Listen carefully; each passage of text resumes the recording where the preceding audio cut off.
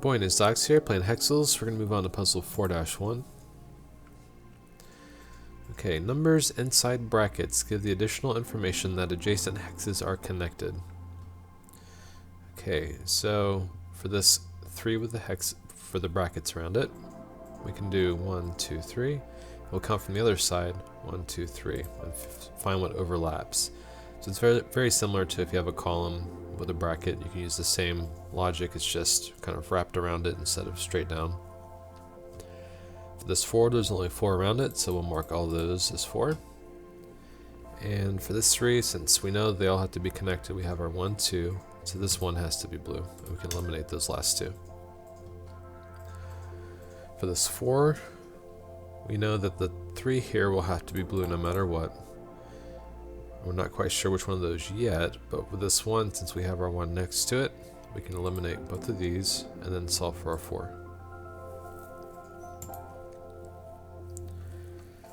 Okay, so for our 3, 1, 2, 3, we know that this middle one will be shared. For this 4, we know that these 3 will be shared. Now we can go back and look at our 3 again. We have 1 and we have our 3 here, so we know that will be our second one. We now have our 4 around that one, so we can solve for our 2. And we have our 2 there, so we can eliminate those 2. Alright, so for this 3, there's only 3 around it, so we can mark all those as blue. For this 3, let's count from the one we have already selected. We have 1, 2, 3. So regardless, we know this top one won't be selected, so we can eliminate that. And now for this 3, we only have 3 around it, so we can mark those 2 as blue. For this 4, we have 1, 2, 3, 4. We can eliminate the last one there. And for our 3, we have 1, 2, 3, 1, 2, 3. These 2 will be blue no matter what. For our 1 here, we already have our 1 next to it, so we can eliminate that and solve for our last 2.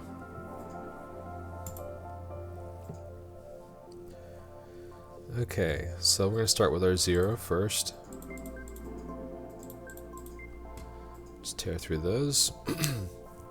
For the bracketed 2, we have 3 around it. We know the middle will be blue no matter what.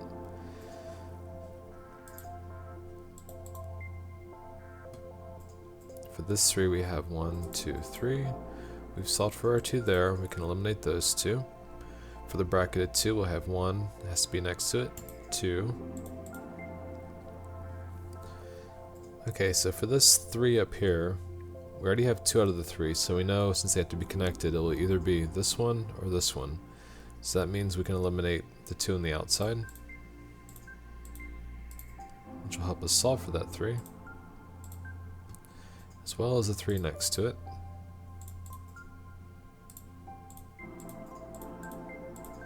If you have any questions about some of these faster moves, feel free to leave me a comment. I'd be happy to help. Okay, we have our 1 there. Let's eliminate that one. We only have 3 around the 3, so we can mark all those off. We solved for our 2 now.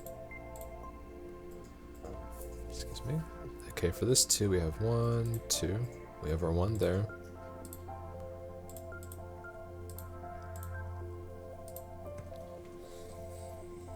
We have our 1 up here, so we can eliminate those. For this one, there's only 1 next to it. We'll mark that, which will solve for our 3 here. For this 2, we have 1, 2. We have our 3 here, so we can eliminate this last one. And for this 2, we have 1, 2. We have our 3 around that. And we have 1, 2, 3.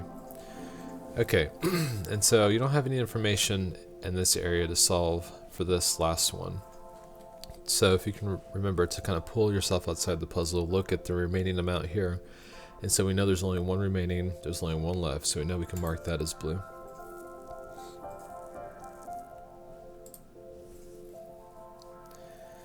Okay, so for the 3 here, we know the very middle one will be shared regardless of combination.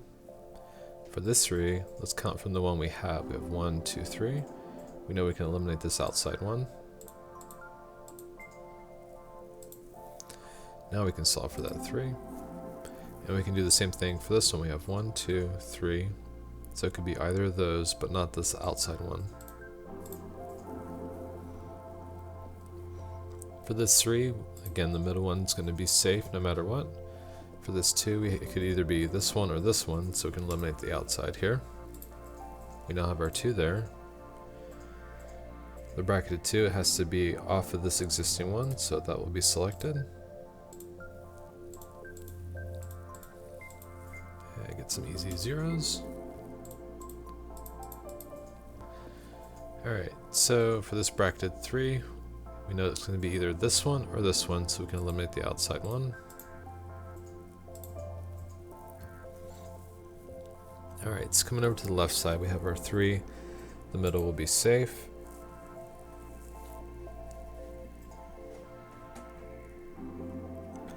And for this 3, we know that these 2 will be safe no matter what. And for this 2, it will be either this one or this one, so we can eliminate the outside. And for this 2, there's only 2 next to it, we'll mark both those off. We have our 3 around that one. So now we can solve for this outside 3, which also solves this inner 3. We have our 2 there.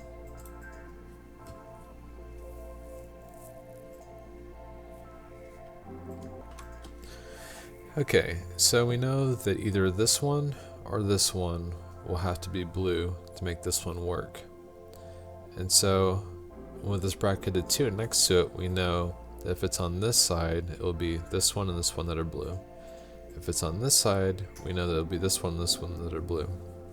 Regardless of which side it ends up being, we know that the center one won't be selected, so we can eliminate that one.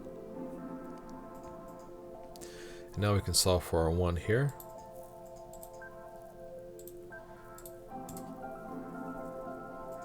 Alright, moving on to the next puzzle.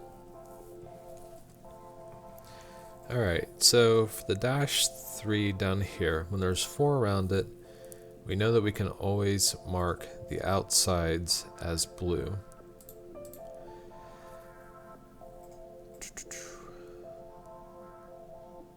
And for the bracketed 5, we have only 5 around it, so we can mark all of those.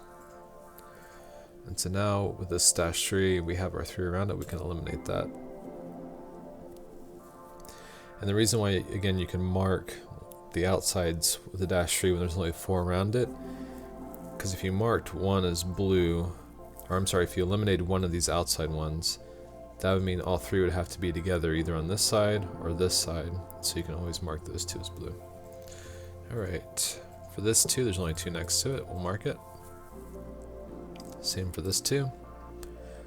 And we know we have to eliminate this one and this one, because the third cannot be connected because there has to be a space for the dashes.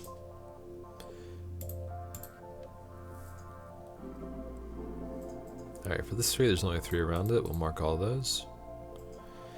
For this dash 2, we know we can mark this one as blue for this 2, because both of these 2 can't be blue, there has to be a space. So we'll mark that as blue. Now for this 3, we have 2 there has to be a space, so we can eliminate the one next to those 2. There's only 1 left, so we'll mark that as blue. For this dash 2, it can't be right adjacent to it, so we'll eliminate this one. Okay, for this 3, we have our 3 around it. For this 2, we have 1, 2.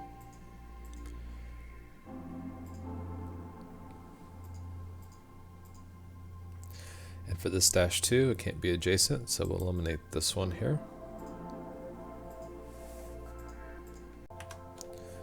For this 4 down here, we have 1, 2, 3. Last one we'll select to make the 4th.